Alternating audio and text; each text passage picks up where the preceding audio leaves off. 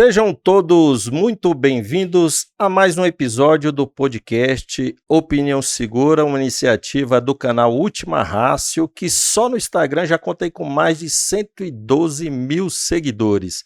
E como sempre, um convidado aqui de excelência, recebo hoje aqui nos estúdios da B2 Movie, o meu grande amigo, Capitão Leandro. Seja bem-vindo, meu amigo. Bom dia, comandante. Muito bom dia a todos que nos assistem. Um prazer imenso estar aqui.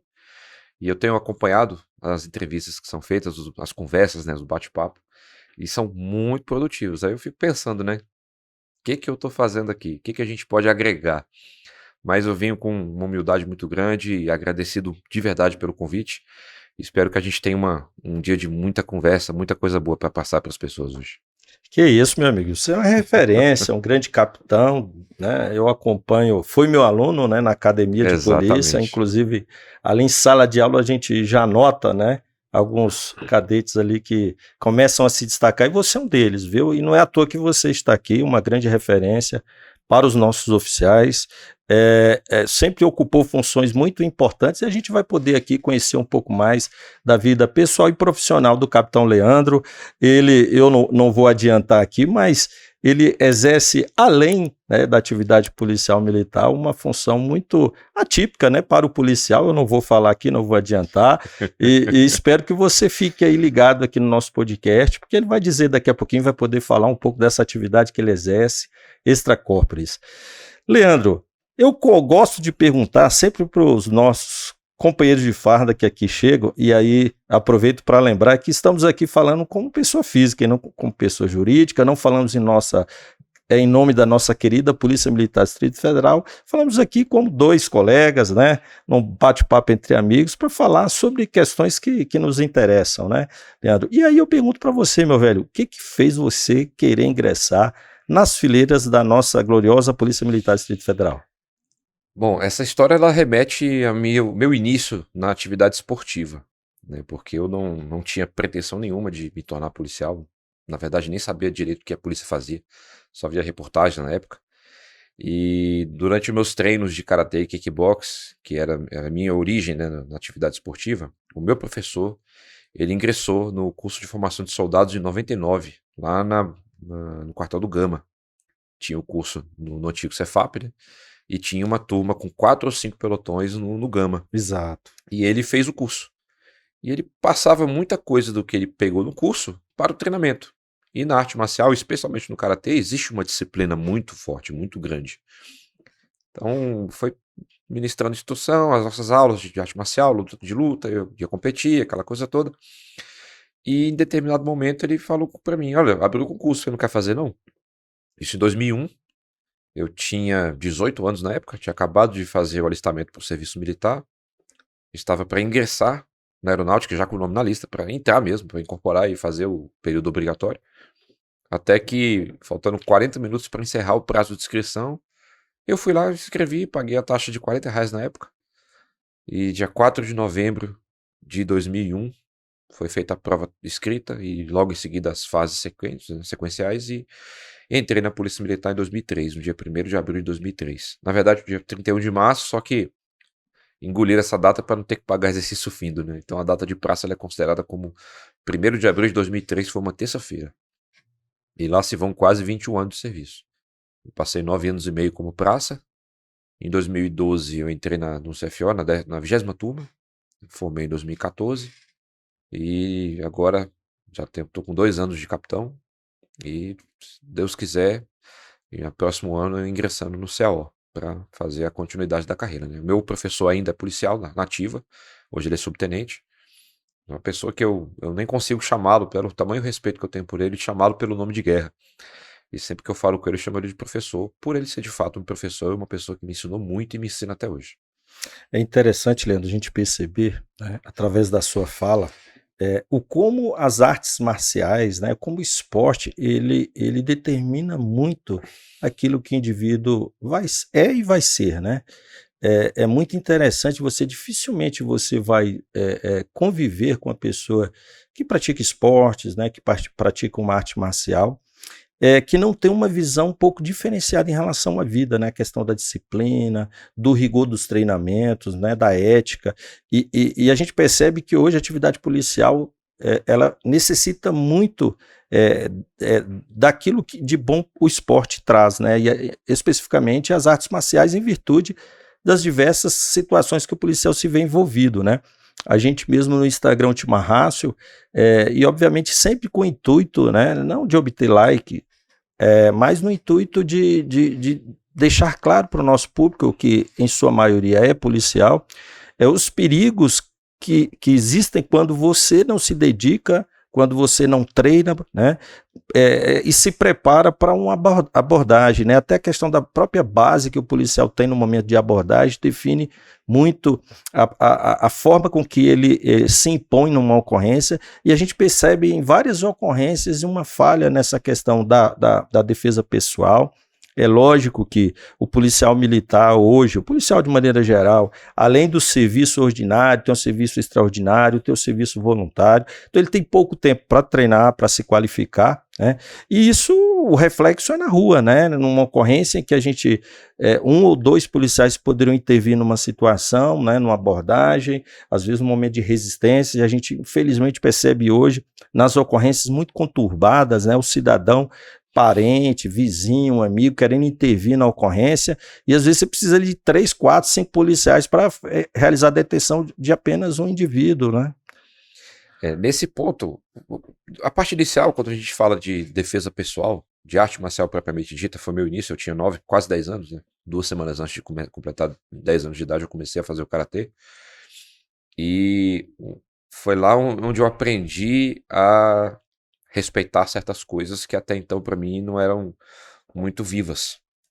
Eu não tive problema nenhum de formação familiar, muito pelo contrário, mas a arte marcial ela me trouxe valores, ela me trouxe certas necessidades de respeito a algumas questões que a gente se perdeu ao longo do tempo.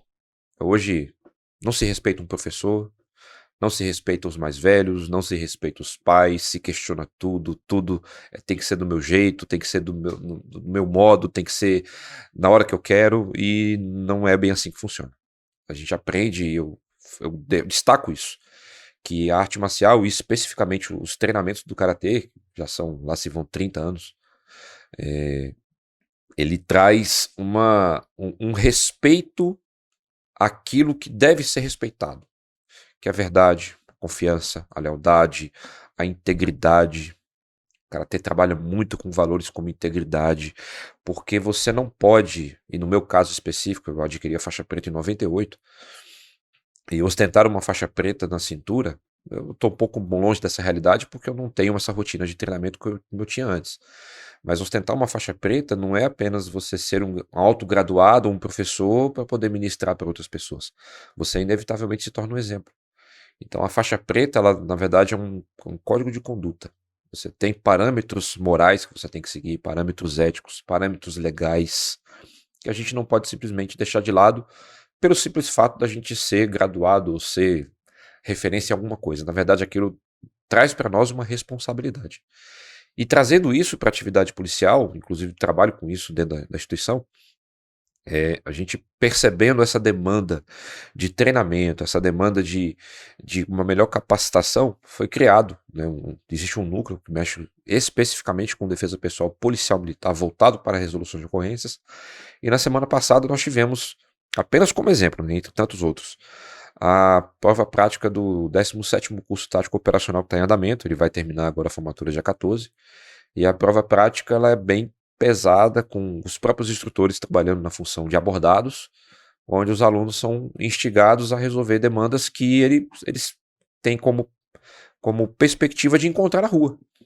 Então essa dinâmica de treinamento, só falou da base, essencial. Tanto que o treinamento de defesa pessoal começa justamente com base, é a primeira aula. Base, se for preciso pela segunda e pela terceira aula, é só base. Para ele entender que ele pode ser um bom atirador, ele pode ter uma boa verbalização, ele pode ter um bom controle de mãos, ele pode até ser um lutador. Mas se ele tiver uma base ruim, qualquer pessoa que tocar no policial vai fazer com que ele caia, vai fazer com que ele se exponha, vai fazer com que ele corra sérios riscos e coloque também a sua equipe em risco. Então, essa necessidade de constante capacitação, constante treinamento, não é só para defesa pessoal, mas nesse ponto específico, né, o setor onde eu trabalho, a gente tem essa pauta da defesa pessoal para que os policiais tenham mínimas condições de uma demanda onde seja necessário fazer uso da força física, ele consiga minimizar danos, ele consiga ser efetivo, ele consiga com um movimento simples resolver uma ocorrência que se apresenta a ele num nível de resistência um pouco maior do que o comum. Olha que interessante, Leandro. Essa sua fala me remete primeiro à questão da importância da gente convencer em nível estratégico, tático e operacional, né, as forças, os gestores, a entender o importante papel que o esporte, né, que as artes marciais desempenham na atividade policial. E quando a gente tem a bandeira aqui, né, que a gente sempre gosta de falar, ciência e polícia. A gente tem um trabalho desenvolvido com a editora Última Ratio no sentido de publicar, né, livros, artigos científicos, estudos, né, trabalho de conclusão de curso, que de fato trabalham temáticas como essa que você falou. E é importante, sob o ponto de vista científico, né? E a gente vê que a ciência da saúde, a educação, os profissionais de educação física podem contribuir muito para a melhoria da qualidade do trabalho policial. Não só no aspecto, e a gente vai poder falar da questão da saúde, né, mental do policial, e o esporte tem esse papel, as artes marciais também têm esse papel, no sentido de equilibrar, né, corpo e mente sã, né? Então, essa fala, Leandro, de você nos remete a um grande problema que a gente tem, como eu falei. Como é que a gente vai conseguir operacionalizar, e você trabalha com isso na Polícia Militar do Distrito Federal, né? E tenho certeza que sente na pele, né? Assim como os nossos demais gestores, como a gente vai operacionalizar e trazer esse policial para a sala de aula para dar esse treinamento. Infelizmente vivemos num país em que a violência e a criminalidade ela é elevada, nós temos reduções, né? No DF é um grande exemplo, no Brasil como um todo, mas ainda temos um número elevadíssimo, né, de violência e criminalidade nas ruas. O policial tem que combater o crime, está enxugando gelo, né, está prendendo o indivíduo 2, 3 vezes no mesmo dia, por conta aí das audiências de custódia e por aí vai. Como é que a gente vai encontrar tempo para trazer esse policial para treinar? Como é que a gente vai fomentar esse policial a se inteirar pelas artes marciais? Porque é uma questão cultural, né, Leandro? Sim, a gente fala muito disso, eu converso muito com os instrutores e faço até a referência a eles aqui, o Sargento Alan Borges, Sargento Valmir Souza. O Alan Borges é conhecido por todo mundo, que ministrou aula na academia há muito tempo, foi meu professor, e foi através dele que eu comecei a ministrar defesa pessoal na polícia, lá em 2006. O Sargento Valmir foi, na época soldado, foi meu instrutor no meu CFSD em 2003, ele era um dos professores, junto com o Vadiô, com o Washington, com o Azenilton e toda a turma da defesa pessoal. Renato, nós temos o Davi Rego, o Anderson Reis, o Getúlio Bezerra, o Taveiros e o Danilo Prudêncio. E eu converso muito com eles no seguinte sentido, que nós temos um manual de defesa pessoal no âmbito institucional, uma portaria assinada pelo comandante-geral, mas a portaria e o manual em si não é um fim em si mesmo. Ou seja, nós não ministramos arte marcial para ninguém nos treinamentos. Ninguém lá sai um especialista em karatê, um especialista em judô, um especialista em jiu-jitsu. Ele sai com conhecimentos necessários para que ele, numa situação de uso de força física, ele consiga minimamente fazer o que precisa ser feito. Seja uma técnica de queda, uma projeção, seja uma técnica ofensiva, seja uma contenção física do braço para fazer a algemação, seja uma imobilização. Enfim, tem a gama de opções ela é muito variada. E eu falo muito para ele sobre isso, que o manual ele não é um fim em si mesmo. O que eu quero dizer com isso? Que assim como foi citado pelo senhor na questão da ciência e polícia, a defesa pessoal ela é uma ciência. E como tal, ela precisa ser aperfeiçoada. Nós já recebemos feedback positivo, inclusive vamos escrever e vamos tentar incorporar ao texto do manual a proposta que o aluno trouxe. Por quê? Nós verificamos que aquela alternativa é melhor do que aquilo que está escrito. Ah não, mas eu tenho um manual fixo, já definido, eu não vou mudar. Eu tenho obrigação de mudar, porque aquilo traz melhoria, claro, traz segurança, traz efetividade para o policial e para a equipe, e também para aquele que está sendo abordado. Porque se nós normatizamos uma regra que, na prática, ela vai causar lesões, eu preciso rever o meu protocolo. Então eu falo muito isso para eles. Nosso manual ele não é um fim em si mesmo, ele precisa de constante revisão. E os principais responsáveis por isso somos nós, instrutores. Quando nós vamos aplicar uma determinada técnica e um aluno traz uma visão diferente, nós não podemos fechar os olhos porque é o aluno que está falando. Na verdade, nós temos é que abrir a nossa mente porque é justamente o aluno que está falando. Ele que está lá na ponta da linha operando, vendo a realidade, vendo quais são as demandas e trazendo para nós soluções alternativas. Então, essa dinâmica, essa necessidade de treinamento constante, ela tem se colocado em prática. Esse ano, o Centro de Treinamento e Especialização, que é onde eu trabalho, está promovendo, né, a atualização profissional de todo o efetivo. Não dá tempo para passar todo o efetivo esse ano, então atende aproximadamente entre metade do efetivo e 1/3 dele esse ano. Ano que vem, com a graça de Deus, a gente consegue concluir. E o que a gente mais vê não é uma resistência de comandantes, pelo contrário, porque não se vê isso como prática.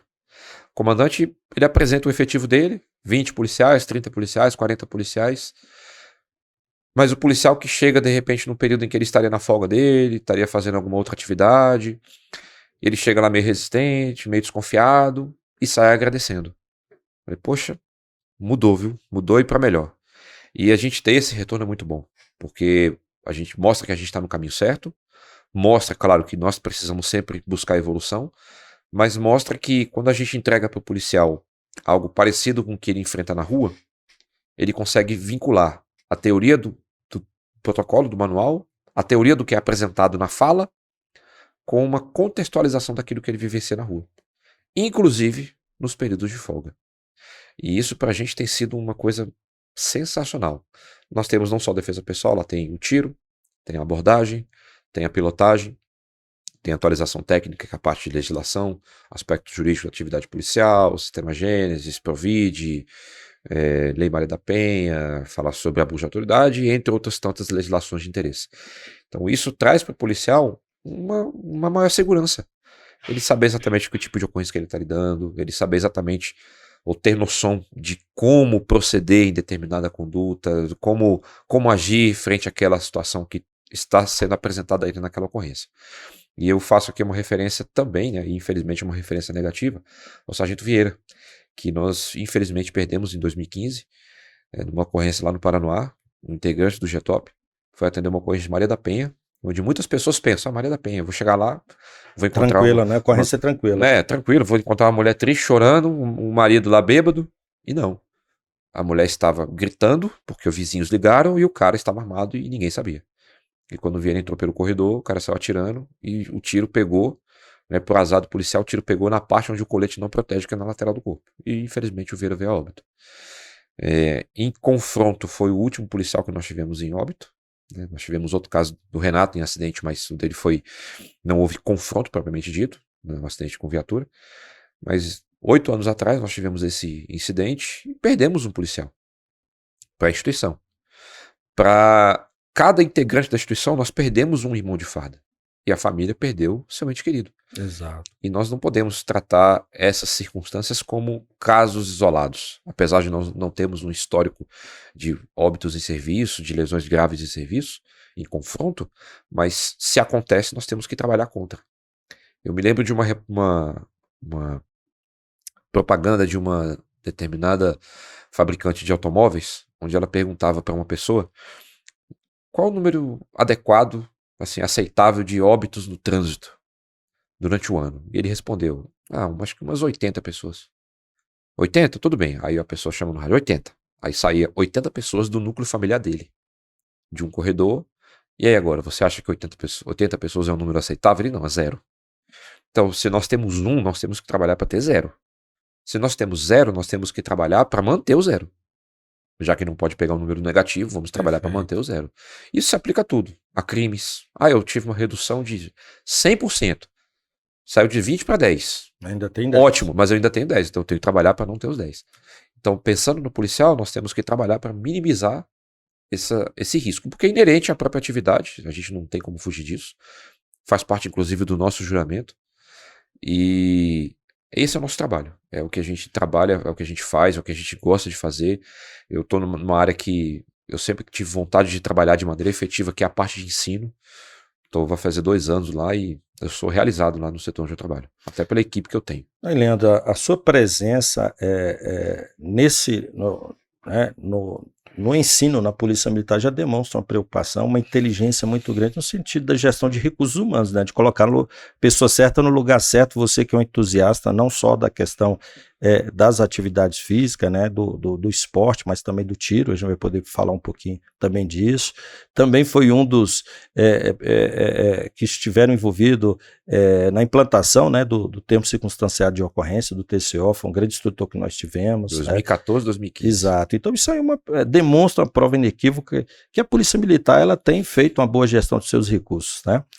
E também lembrei aqui de um fato inusitado que aconteceu, de uma má interpretação, que eu creio que até por intermédio de uma má exposição do projeto por parte da imprensa, né, que não conhecia o projeto, o programa, que foi uma tentativa que a Polícia Militar tentou, né, emplacar, que foi a questão de pagar a academia para o policial, que à época teve um debate muito grande a respeito disso, inclusive eu encontrava com alguns colegas mas por que a PM tem que pagar para o policial militar? Eu sou servidor, por exemplo, do Banco do Brasil, então o Banco do Brasil tem que bancar para mim.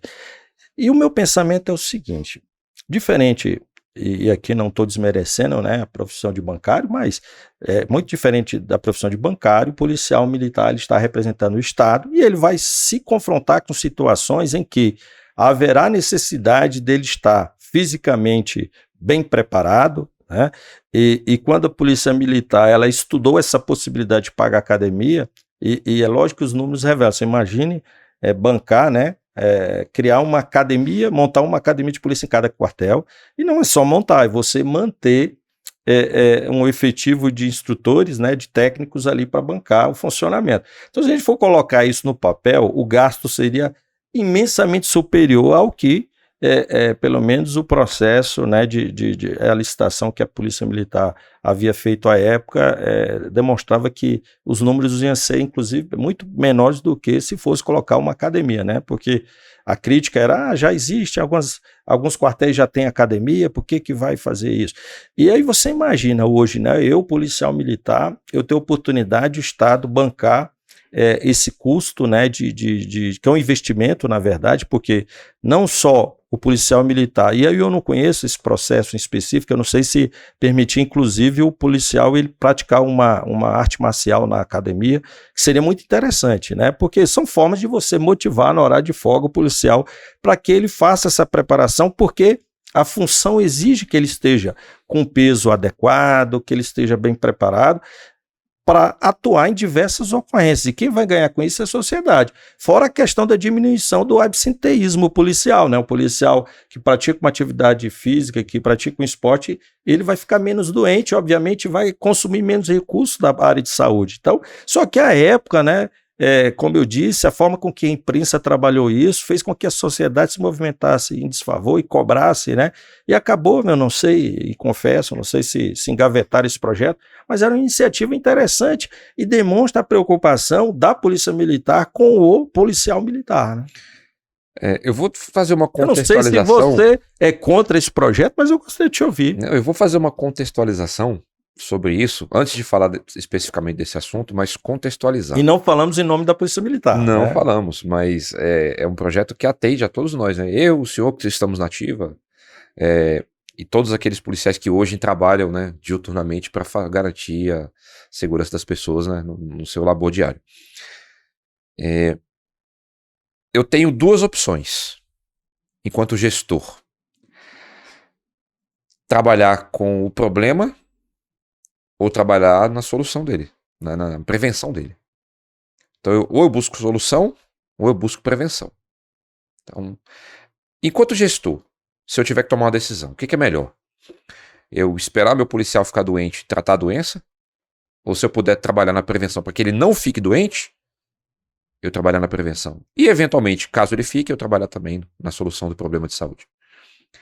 E Eu me recordo de uma entrevista que o Major Milo, que hoje é o nosso chefe do Centro de Capacitação Física, deu a uma emissora de TV sobre esse assunto, porque bateram muito, né? Sobre isso. Bateram muito. Porque olharam o valor.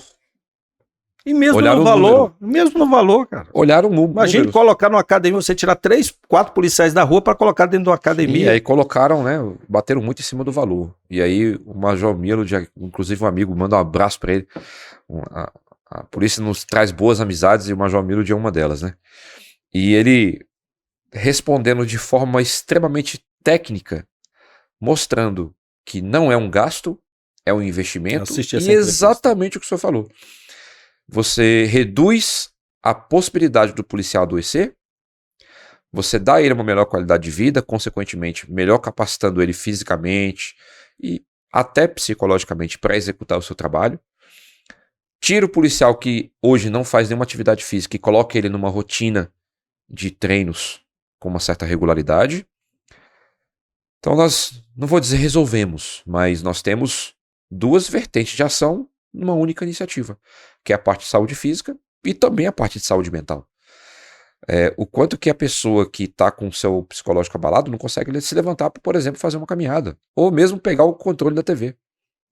E ele, com muita sabedoria, com muita técnica, com muita qualidade no seu discurso, colocando para jornalista e para todas aquelas pessoas que estavam questionando o projeto, de que não é um gasto, é um investimento, que a verba pública ela volta para a atividade pública, ela não é um fim em si mesmo, ela tem uma destinação, e principalmente colocou-se no papel, foi feito um cálculo, e o cálculo mostrava que essa era a opção, não a mais barata, mas também não era mais cara, e era mais efetiva. E é uma escolha que nós fazemos, né? Em tudo na vida. Na nossa compra diária, a gente vai comprar um carro, a gente tem uma preferência de veículo, eu tenho um sonho de ter o carro X, mas eu não tenho condições de ter o carro X, mas eu posso ter o carro Y, que não é o mais caro, mas também não é o mais barato e atende às minhas necessidades. Eu vou comprar o carro Y. Nas nossas demandas familiares, nas nossas demandas profissionais e na condição de gestor, ele colocou com muita qualidade aquilo que ninguém disse até então. E quando a gente tem resposta técnica de uma pessoa que fala com técnica, com conhecimento de causa, fica difícil até refutar. Pode até ser que o projeto não vá para frente. É uma decisão que cabe ao comando da corporação. Mas fundamentos técnicos tem para tomar a melhor decisão e certamente a decisão mais adequada vai ser tomada. Leandro, é interessante essa sua fala, porque é a mesma impressão que eu tive. Eu assisti essa entrevista e eu vou ser bem sincero, à época, eu vi toda essa celeuma e eu ficava esperando, falei, quando é que vai aparecer um iluminado de um colega nosso que vai poder de forma adequada, embasado, fundamentado, dizer de fato e trazer para esse esclarecimento, porque a sociedade também precisa ser esclarecida, né? Sim, então foi o papel dela, né? Fazendo a crítica lá em relação aos valores, até a forma com que a imprensa apresentou a questão foi muito inadequada. E a sociedade, ela, sem informação, só sabendo um lado da história. Então, por isso que eu sempre tenho defendido, e é por isso que a gente tem esse trabalho, né, de publicação desses livros, em que eu tive a honra de ser coordenador, alguma das obras como editor e também como coautor, né, valorizando de fato a ciência policial, porque a gente precisa de argumentação e fundamentação para que a gente passe para a sociedade e justifique as ações para a sociedade. Então, quando eu vejo uma entrevista de um policial em que, de forma adequada, bem fundamentada, baseado na experiência, na tradição da atividade policial, porque isso é importante também, mas também embasado em números, em dados, né, em conhecimento, informações tabuladas, né, e lastreadas pelo conhecimento científico, isso é muito interessante, né, porque acabou-se o tempo, né? Eu fiz isso porque eu quis. Não, eu não fiz isso porque quis. Eu fiz porque está prevista a norma, a doutrina da ciência policial caminha nesse sentido e cada vez mais hoje, Leandro, a gente tem percebido, né, uma caminhada. Você é um exemplo disso, né, de um oficial que busca constante conhecimento, está no lugar certo, transmitindo esse seu conhecimento para o maior número de pessoas. Nós temos do soldado ao coronel, temos mestres, temos doutores, especialistas, e a maioria deles estudando problemas e questões como essa sua, porque eu acho muito difícil você entrar numa universidade federal, que são muito críticas, né, em relação à atividade policial. Eles têm uma interpretação muito ácida em relação, sempre tem falado isso, né, não gostam da polícia. É incrível como a sua forma de interpretar a atuação policial, de analisar a ação policial, de refletir sobre a ação policial, ela é permeada, né, por uma criticidade, né, assim, uma raiva da polícia que é impressionante. Não só da polícia, né, como o Estado, né, por assim dizer. E nós, policiais, temos feito nossos papéis, temos estudado, e o Leandro aqui é uma prova disso, né, Leandro? E trazendo esse conhecimento para a ponta da lança, que é o mais importante. Não adianta a gente estar escrevendo livro, estar organizando seminários, se essa informação não chega para o policial. E eu gostaria que você falasse um pouco da rotina do CETESP, que é uma importante unidade na Polícia Militar do Distrito Federal, que atende à formação do nosso policial dentro de um processo de educação continuada, que é muito importante, né? Voltamos a dizer aqui, a gente tem dificuldade de levar o policial para a sala de aula, mas eu lembro até, Leandro, de uma fala do Balestreri num evento que a gente participou. Ele foi secretário Senasp, né, secretário nacional de segurança pública, um estudioso, eu acho que até pelo fato de ter sido policial, se eu não me engano ele foi policial. Ele tem uma atividade muito, uma ponderação muito grande quando ele analisa a atividade policial, e gosto muito da forma com que ele se apresenta, né? Ele não está nesse lado dos doutrinadores da segurança pública muito contrários à polícia, né?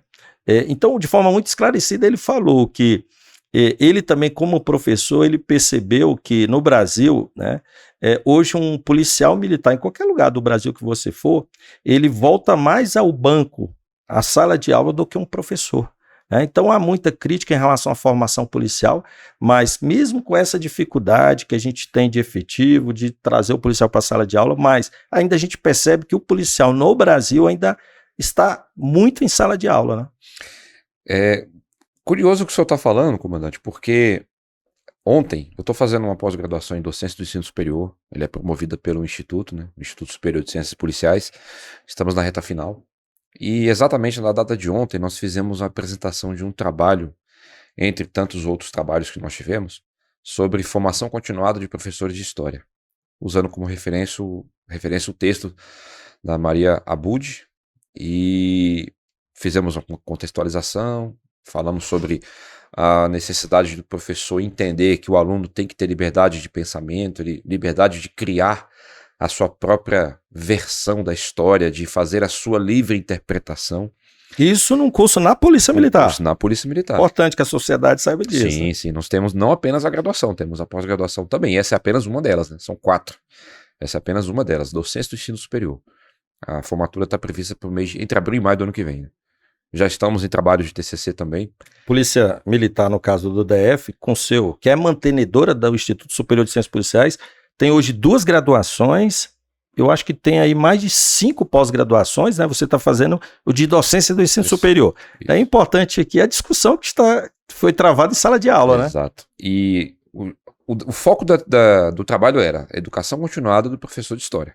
Ou seja, a necessidade de estar em constante atualização, constante aperfeiçoamento. E o senhor falou uma coisa que é cirúrgica.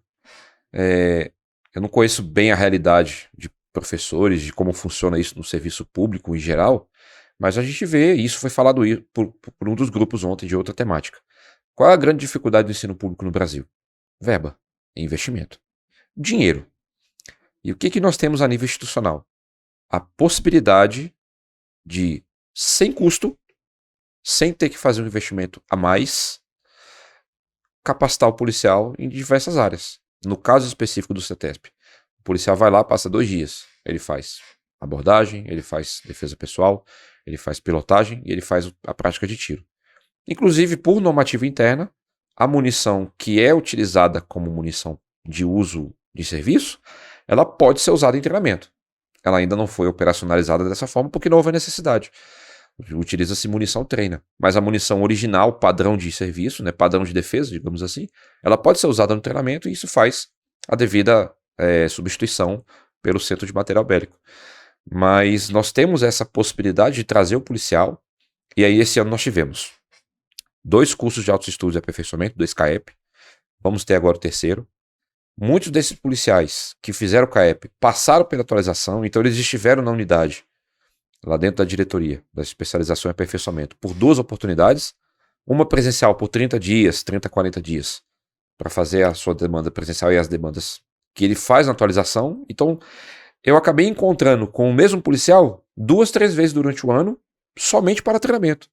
Sem contar curso de especialização que alguém eventualmente faça, sem contar treinamento em outra instituição que o policial faça.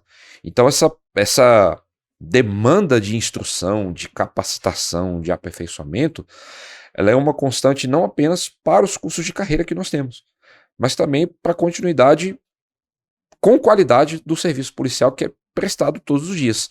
Tanto para o policial que trabalha no serviço operacional, serviço de rua, como para aquele que trabalha no expediente, mas que eventualmente é escalado por uma escala especial, ou tira o serviço voluntário, ou que ele é acionado por alguma demanda específica. Afinal de contas, o quadro de especialidade só dá a ele uma especialidade que eu não tenho, meu quadro combatente. O médico tem uma especialidade médica, uma formação que eu não tenho, mas ele é policial militar e pode ser demandado por um serviço específico. Não é comum, mas pode acontecer. Então é aquela coisa da predição, prevenção. Eu vou esperar acontecer para capacitar, ou eu vou primeiro capacitar e caso aconteça o policial tem o conhecimento. Então o que nós fazemos é capacitar para que, havendo necessidade, o policial tenha condições de responder. E, Leandro, é interessante essa sua fala porque, olha, e é importante a gente esclarecer para a população de maneira geral, para entender e compreender até o sacrifício do policial. Muitos dos cursos hoje que são desenvolvidos na corporação é sem prejuízo do serviço, né? Ainda mais para o oficial. A gente percebe que hoje há uma preocupação, os efetivos são reduzidos, como a gente já falou, e hoje o policial, a gente tenta fazer um bem bolado, obviamente o policial ele se desgasta com isso, mas ele, além do serviço, nesses momentos oportunos, traz o policial para a sala de aula, obviamente respeitando, tentando ao máximo, né, respeitar a questão da necessidade de descanso, até porque senão o processo de ensino e aprendizagem ele não é levado, né, de maneira adequada. E, Leandro, eu creio que ontem foi hoje, até circulou em alguns grupos aí de WhatsApp, uma matéria muito crítica em relação ao comando da corporação. E a gente sempre, né, pelo menos uma vez ou 2 vezes por mês, a gente tem essa triste, né, percepção de presenciar, né, uma escrita muito inadequada e uma crítica muito inadequada à gestão da nossa corporação. E aí o cidadão, eu fico imaginando, né, um homem médio, cidadão comum, lendo uma matéria daquela e comprando aquelas ideias como se fossem verdadeiras. É importante dizer, tanto as praças como os nossos oficiais, curso de formação de oficial na Polícia Militar são 3 anos, com uma carga horária superior ao curso de medicina. O cadete lá entra às 7 horas da manhã, ou às vezes mais cedo, e sai de lá. Só Deus sabe, né? Quando sai 7, 8 horas da noite, está no lucro. São 3 anos de formação. Curso de formação de soldado também é um curso rigoroso. O policial sempre está em sala de aula, tentando dar o melhor para a sociedade. Então, quando a gente vê uma matéria colocando em xeque o profissionalismo, a capacidade dos nossos gestores, do nosso comandante-geral, dos nossos oficiais, dos nossos gestores, a gente fica muito triste, porque a gente percebe, né, que assim a gente tem aqui o Leandro, e o Leandro é um de vários oficiais que nós temos que se dedicam à atividade policial militar, que vivem a atividade policial militar 24 horas, que quando estão estudando, fazendo uma pós-graduação fora, estão estudando, geralmente pesquisando sobre a atividade policial, tentando entregar o melhor para a sociedade. Então, quando a gente vê uma matéria triste como essa que foi veiculada aí, pondo em causa a capacidade dos nossos gestores, a gente fica muito triste, né? E algumas críticas, né, desfavoráveis em relação à Polícia Militar do Distrito Federal. Poxa, são décadas e décadas de entrega satisfatória. Nunca, Coronel Nunes até esteve aqui, né, no nosso podcast, falou, nós nunca tivemos um óbito, né, ali nessas manifestações ali em frente ao Congresso, e por um fatídico incidente, né, uma sequência de falhas, né, quase que uma tragédia, um acidente aéreo, que eu costumo me referir ao 8 de janeiro, né, muitos execram, né, a Polícia Militar do Distrito Federal. Eu acho que eu fico muito triste, né, com isso, né, mas é aquilo, né, você faz 100, se você não errou em um, esse um, aqueles que infelizmente gostam de criar narrativas vão criar em desfavor à polícia, né? Mas é importante essa fala. A gente já teve a oportunidade de ouvir aqui outros oficiais que participam, que estão em atividade na área de ensino na corporação, e que a sociedade entenda e compreenda como o nosso homem ele é bem formado. É lógico que pode haver falhas, haverá. Todas as profissões existem falhas, né? O homem falha, mas a gente tenta ao máximo, cortando a própria carne, às vezes até pegando o policial em horário de folga para tentar prepará-lo e qualificá-lo para entregar um serviço de excelente qualidade para a sociedade. E a gente sabe que a Polícia Militar do Distrito Federal é uma referência. A Polícia Militar do Distrito Federal, ela representa um peso muito forte. Ela tem um peso muito forte. Primeiro, pelo seu papel constitucional, que está muito bem delimitado. Segundo, pela legislação infraconstitucional, que também está bem delimitada. Ela diz claramente o que nós fazemos. E, assim, vou ser direto ao ponto, né? Dizem que o militar não pode se manifestar. Eu vou me manifestar porque o meu comando me dá essa possibilidade. Qual é o meu papel e de todos os policiais, independente da sua função, em relação ao comando da corporação? Se há alguma coisa que nós entendemos que tem que ser feito de outra forma, é minha obrigação assessorar o comando. Seja diretamente, seja pelo canal competente, se eu não tiver acesso direto por questões de estrutura administrativa. Mas quando eu, verificando algo que entendo que está equivocado, que pode ser tomado um caminho diferente, não faço a minha ponderação, eu estou assumindo a responsabilidade da falha, mesmo que a decisão não seja minha, pela cadeia de comando. Perfeito. Então é muito fácil a gente apontar o dedo para qualquer comandante, para qualquer policial, para aquele que está na viatura, para aquele que está na cadeira hoje do comando geral, né, nosso comandante geral, o Coronel Adão. É muito fácil apontar o dedo. Eu nunca sentei naquela cadeira. Eu não sei dos encargos que ele tem, eu não sei a pressão que ele tem, eu desconheço o que é exercer o papel de comandante-geral da Polícia Militar. E é muito fácil a gente falar de fora. E é o que, infelizmente, as pessoas fazem, né? Alguns especialistas, né, entre aspas, de segurança pública, alguns ditos entendidos de segurança. Os policiólogos de plantão. São os especialistas em coisa alguma, na verdade. É muito fácil.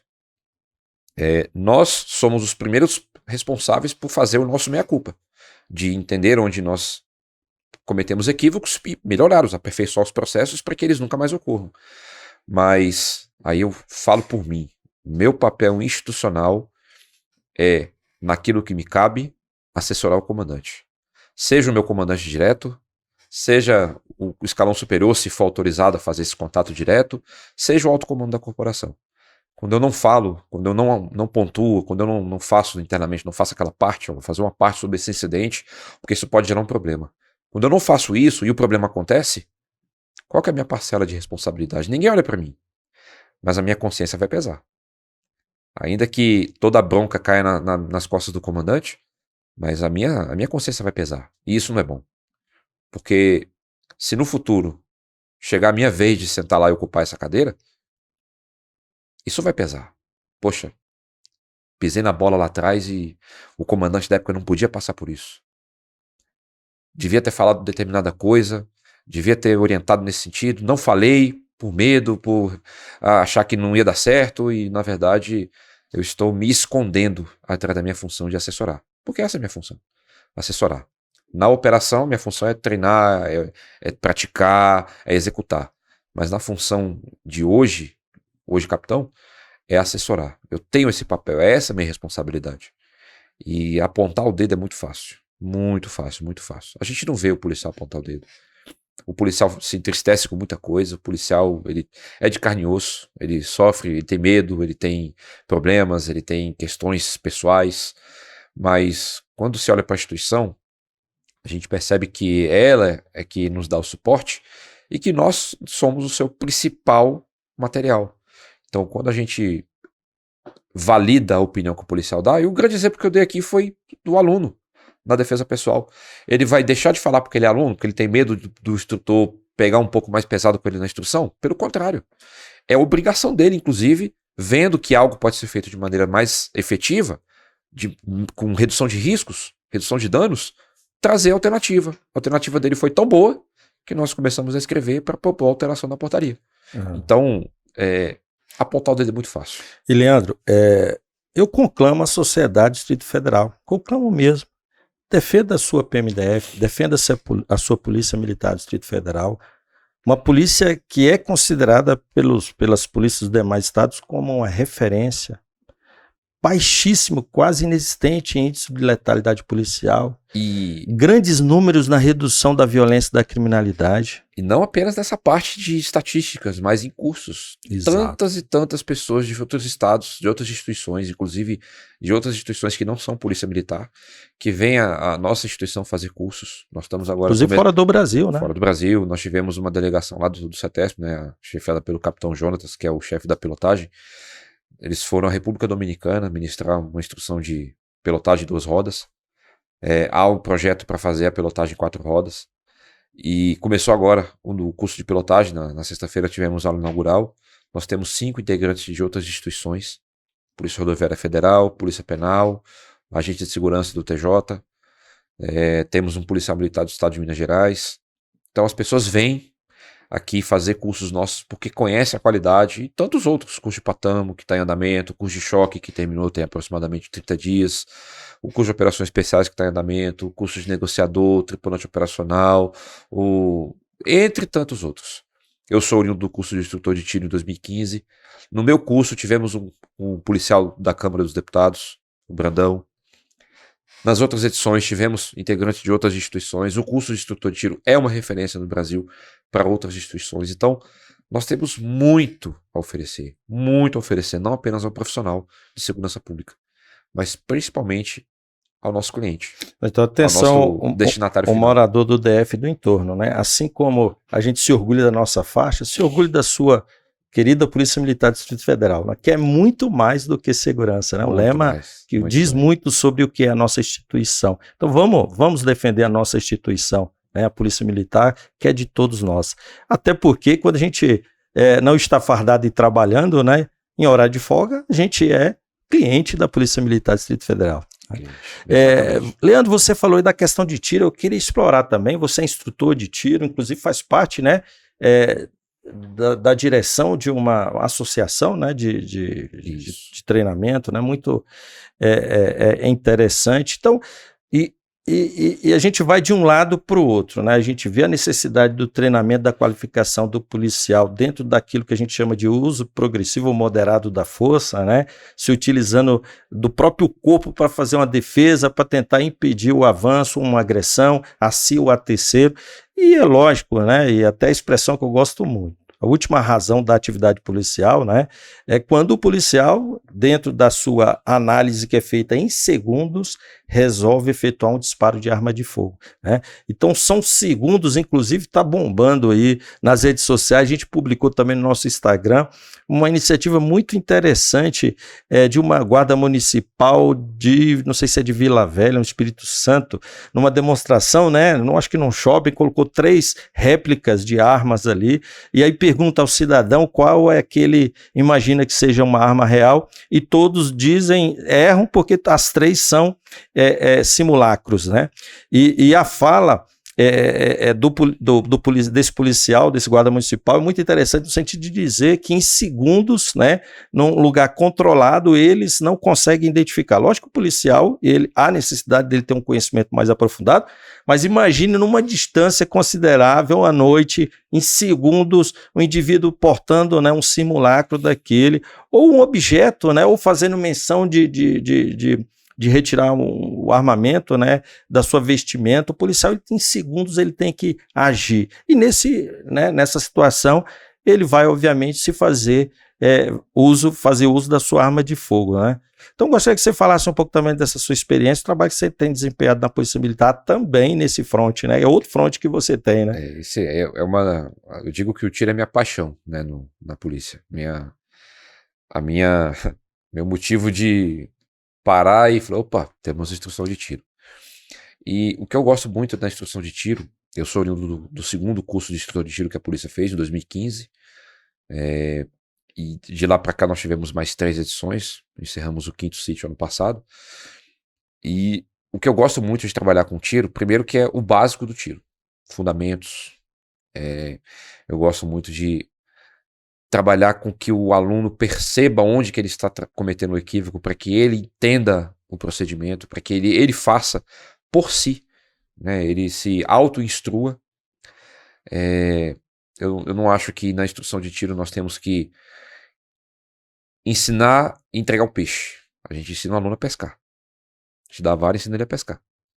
E quando ele percebe onde ele está errando e ele faz a correção, eu acho isso o máximo, porque demonstra que a minha forma de ensinar se adaptou à necessidade do aluno de aprender. Porque imagina o seguinte, eu vou ministrar aula de tiro, fazer uma demonstração de visada para um aluno que é destro, que tem o olho diretor direito, o olho dominante direito. Ele atira como eu. Eu tenho facilidade de atirar com os 2 olhos abertos, em tiro de combate, tiro de precisão. Porém, se o aluno for canhoto, ou tiver a lateralidade cruzada, que é a mão dominante de um lado e o olho dominante de outro. Que é o meu caso. Isso dá mais problema para arma longa. Que aí, eventualmente, a pessoa vai ter que fazer a troca de plataforma. Posso te dizer? No meu caso, eu tenho lateralidade cruzada e fui da equipe de tiro da academia e gostava de arma longa. Puma, atirei com a Puma. Inclusive, participei em Minas. E todas as sequências de disparo eu estava em primeiro lugar, né, pela pontuação. E na última sequência eu acertei um refém. Mas mesmo assim fiquei em 3º lugar, mesmo acertando um refém. E tenho lateralidade cruzada e realmente era quem me via atirando, falava, capaz, esse cara não vai acertar um tiro, porque você faz, né, é tudo trocado, né, invertido, né, mas desde que você queira, que você treine, você consegue. Né? E aí eu faço um paralelo disso com aquela pessoa que é portador de deficiência. Ele tem aquela deficiência, não por uma escolha, e ele se adapta à sua necessidade. Qual que é a necessidade do policial? E é essa a pergunta que eu sempre faço. Qual que é a necessidade do policial numa linha de 10 policiais para fazer tiro? Um tem uma necessidade de visada, o outro tem uma necessidade do acionamento do gatilho, o outro está com uma base muito ruim, ele tem aquela necessidade. Não tem como generalizar. Não tem. Então, o papel do instrutor, além de, claro, passar os protocolos gerais de segurança, de mostrar a parte de manuseio, de como fazer a desmontagem, de como fazer uma manutenção adequada, mas ele precisa entender e identificar no aluno qual é a necessidade dele. E mais do que isso, eu não sou canhoto. Eu consigo fazer disparos com a mão esquerda. Eu já me habituei a fazer a troca de plataforma e fazer essa transição, né? Se tiver que operar uma arma longa, uma pump, por exemplo, uma espingarda 12 gauge, trocar, fazer com a mão direita, eu vou fazer. E às vezes é necessário, por conta de um ferimento, às vezes né? É necessário. O pessoal leva um disparo. E não é muito para a operação, mas principalmente para a instrução. Porque eu preciso, e eu tenho essa visão, eu preciso trazer o policial para o meu mundo, ou eu preciso invadir o mundo dele para que ele consiga entender e compreender a dinâmica de exercício. E tem algumas armas, a grande maioria delas ela é feita para destro, porque o retém do ferrolho, no caso de pistola, ele fica do lado esquerdo. Pouquíssimas exceções a gente encontra do lado direito, ou que permite a cambialidade de você mudar de lado. Então eu preciso fazer com a mão esquerda, para um atirador que é canhoto, com a minha mão esquerda, procedimento de manter o ferrolho aberto, acionar o retém do ferrolho e deixar o ferrolho aberto. Aí o que eu faço? Eu uso esse osso da mão. Mas eu desenvolvi, para mim, uma ferramenta que funciona. De repente tem um outro professor, um outro instrutor, que tem uma técnica que é muito mais apurada do que a minha. Só que para ele, aquele procedimento é o mais adequado, que não quebra a regra de segurança. Para mim, essa é a técnica mais adequada. E para o aluno? Então nós temos que trazer para ele alternativas. Exato. Seguras, viáveis, que sejam efetivas. Que ele vai fazer uma vez só e vai resolver o problema. Então eu vejo a instrução de tiro dessa forma. É muito mais do que a gente estudar a história das armas, que é importante. É muito mais do que a gente vê nome de peça, funcionamento de peça, que é importante. É mais do que a gente fazer uma dinâmica onde o aluno tenha que pegar 3 modelos diferentes, de olho fechado, e fazer a montagem correta do equipamento, é importante. Mas entender qual que é a necessidade dele. Aonde que ele está tendo certa limitação? É no acionamento do gatilho? Ele está ficando muito nervoso? A mão começa a suar? Ele se assusta com barulho? O que que é? Para trabalhar as deficiências. E aquilo que o aluno apresenta de melhor, a gente tem que pegar aquilo e colocar lá em cima. E mostrar para ele, olha só, isso aqui você está fazendo com excelência, você não precisa de correção, você só vai aperfeiçoar isso aqui. Vamos dar um foco naquilo que você precisa ajustar, naquilo que você precisa melhorar, naquilo que você precisa adaptar à sua necessidade. E o grande exemplo que eu uso disso é o tamanho da mão. Eu tenho facilidade de acessar com as 2 mãos o gatilho do revólver. O homem que tem uma mão menor, ou normalmente a mulher, tem uma certa dificuldade. Então o que eu preciso fazer? Adaptar a instrução. Ela vai atirar com o revólver como qualquer outra pessoa. Adaptando a empunhadura, adaptando a posição da mão, adaptando a altura da arma, entre outros fatores que a gente identifica. Né? E o problema, Leandro, é quando você tem uma deficiência nesse treinamento, nessa instrução básica, e aí o indivíduo já passa para uma entrada tática, né? Que acontece muito. E isso acontece muito, e aí fica aí o chamativo, né? Principalmente no meio civil. Principalmente, e isso tem trazido diversos problemas. Eu, particularmente, eu sou um adepto da pessoa ter liberdade de escolha. Então, se a pessoa quer ter uma arma de fogo, tenha. Se não quer ter uma arma de fogo, não tenha. E tá tudo bem. Ninguém tem que ficar perturbando a cabeça de ninguém por conta disso. Mas eu penso que aquele que decidiu ter uma arma de fogo deve buscar a sua qualificação. Cursos, treinamentos, enfim. E muitas pessoas que fazem o curso de instrutor de tiro hoje no meio privado, não que o meio público não tenha seus problemas, tem. Mas, principalmente no meio privado, já querem pular a escada, ao invés de subir degrau por degrau. Como é que eu vou ministrar uma aula de algo que nem eu domino? É impossível, é inviável. E é humanamente fadado ao fracasso. O mercado, por si só, ele trata de selecionar. Mas antes dessa seleção natural do mercado, existe a seleção natural dos incidentes e acidentes de tiro que acontecem em instantes por aí, Brasil afora. E trazer essa realidade não significa, olha, nós temos que restringir, ou nós temos que liberar. Não tem absolutamente nada a ver. A observação que eu faço é, decidiu portar uma arma ou ter uma arma na sua casa, se capacite para operar esse equipamento quando e se necessário for. Perfeito. Porque nós não podemos simplesmente colocar uma arma na cintura e levá-la para passear. Que muita gente, infelizmente, faz isso. Não consegue um manejo simples, não sabe fazer uma desmontagem. Eu fiz um treinamento para um rapaz há alguns meses atrás.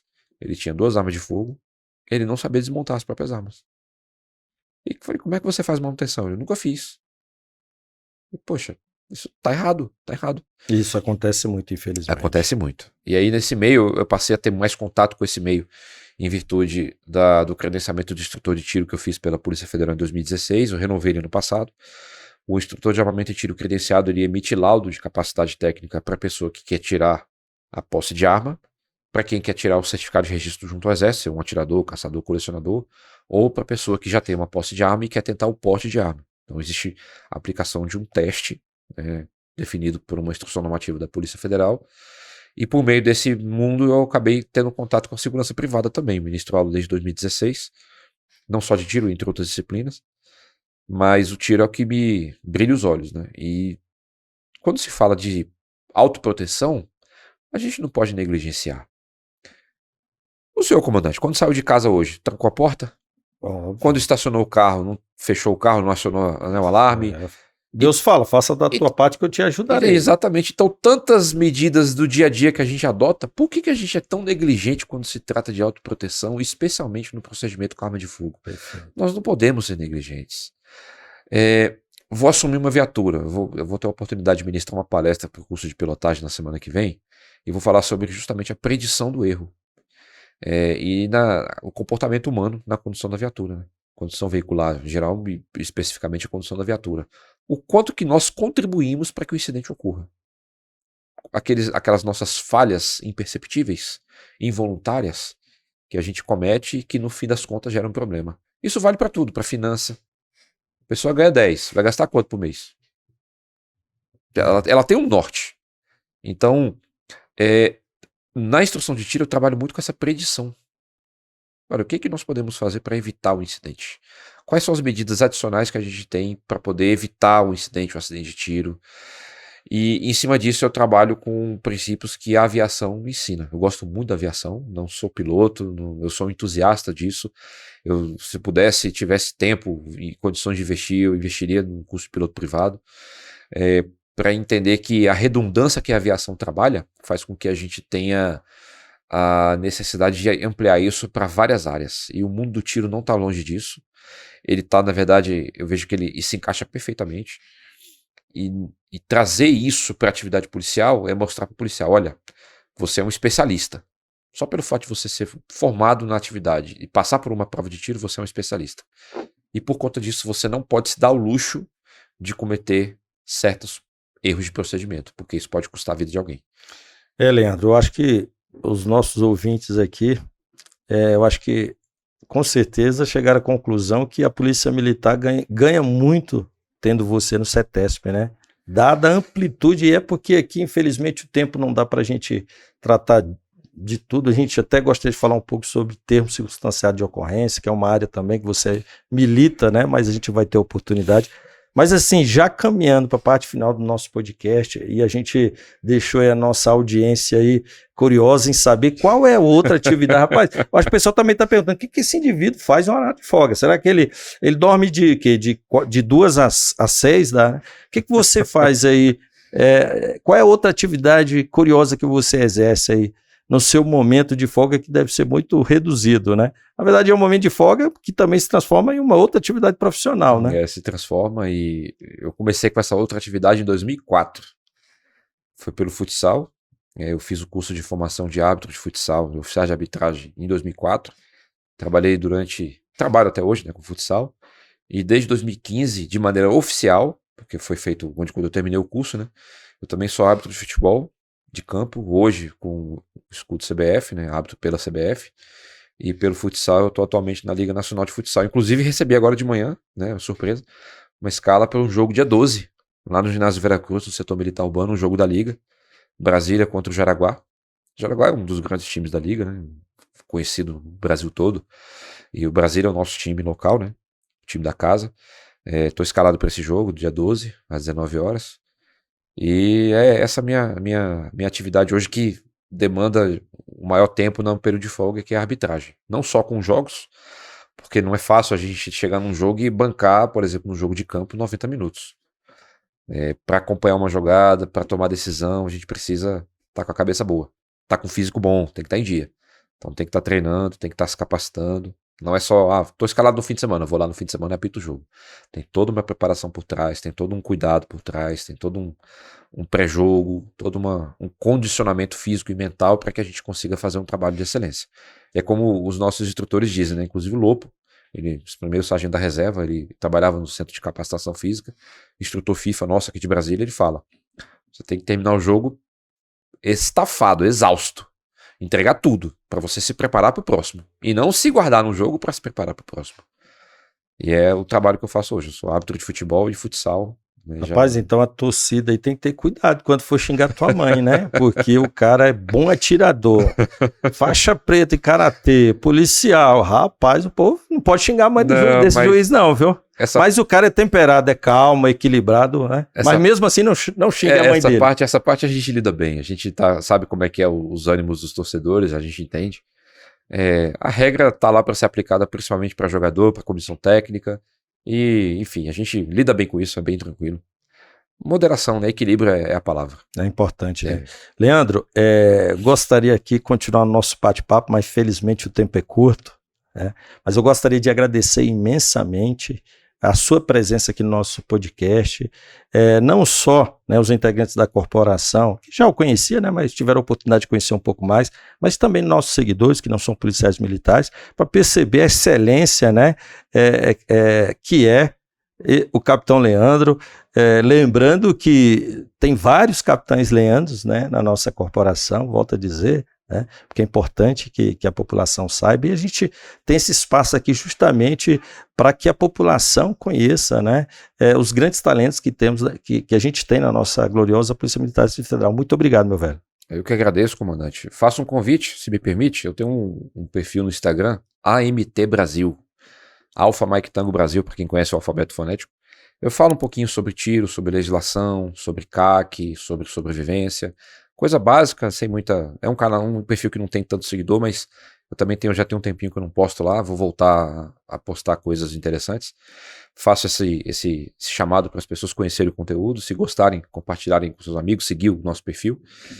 E eu não posso terminar, né, nenhuma atividade minha sem fazer a deferência a duas pessoas que eu preciso, né? A primeira delas é a Fabíola, minha esposa, que está acompanhando. Eu só estou aqui por causa dela. Ela é meu suporte, minha base, né?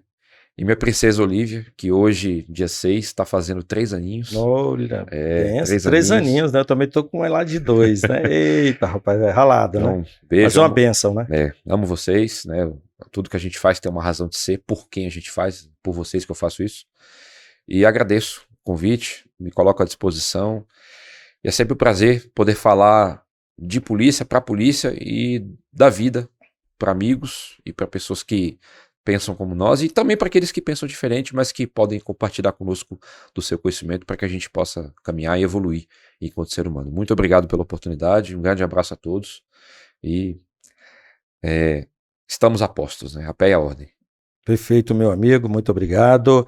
Lembrando que o podcast Opinião Segura é uma iniciativa do canal Última Rácio. Já peço àqueles que ainda não nos seguem lá no Instagram, Última Rácio, tem um link aí no vídeo. E também aqueles que ainda não se inscreveram no nosso canal, faça sua inscrição, dê o seu like, joinha aí e divulgue entre os seus seguidores. Afinal, já estamos aí com quase 20 episódios, fora mais de 100 vídeos das lives que a gente fazia lá no Instagram, no nosso canal Última Rácio no YouTube. Lembrando ainda que o podcast Opinião Segura tem o apoio da B2 Movie, esse grande estúdio aí que a gente está presente, a editora Última Rácio, Caixa de Benefícios da Polícia Militar e também a empresa de turismo Exotic Travel Brasil. Leandro, você imagine você ir para Israel, 7 dias em Israel, e ainda ter a oportunidade de fazer um curso de 5 dias num dos melhores núcleos de treinamentos do mundo, que é a Caliber 3 em Israel. O que você acha? Imagine, cara, uma experiência ímpar, né? Essa semana eu falava com a minha esposa sobre isso, dessa viagem a Israel, um desejo que a gente tem. Olha aí, oportunidade. Olha aí, e aí já peço para você já vou pegar o contato. Acesse aí o link aí que está disponível aí no nosso vídeo e conheça um pouco mais da Exotic Travel e também da Caliber 3, que tem aí as suas redes sociais, para que você possa também participar desse evento aí, que vai acontecer em janeiro, tem uma outra turma também em março, e eu convido vocês a conhecer um pouco mais do trabalho da Exotic Travel Brasil e também da Caliber 3. Um forte abraço a todos e até o próximo Opinião Segura.